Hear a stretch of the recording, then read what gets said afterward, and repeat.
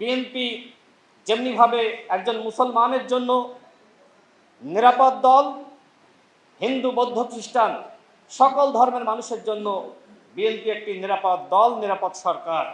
আমরা আওয়ামী জামানায় দেখেছি যে রাজনৈতিক পরিবেশ ঘোলাটে করার জন্য কখনো মন্দিরে আঘাত করা, কখনো মসজিদে আঘাত করা, এগুলো আমার কাছে সবসময় মনে হয়েছে যে রাজনৈতিক পরিবেশকে ঘোলাটে করার জন্য একটি চক্রান্ত, রাজনৈতিক ফায়দা নেওয়ার জন্য।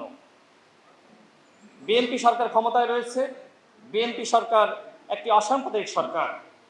বিএনপি কখনোই সাম্প্রদায়িক পরিস্থিতি সৃষ্টি করে নাই।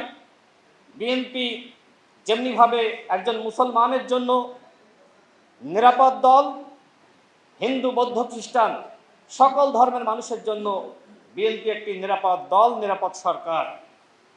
আপনারা এটাকে শুনেছেন, আমাদের মাননীয় প্রধানমন্ত্রী তিনি বলেছেন, ধর্ম যার যার, নিরাপত্তা পাওয়ার অধিকার সবার।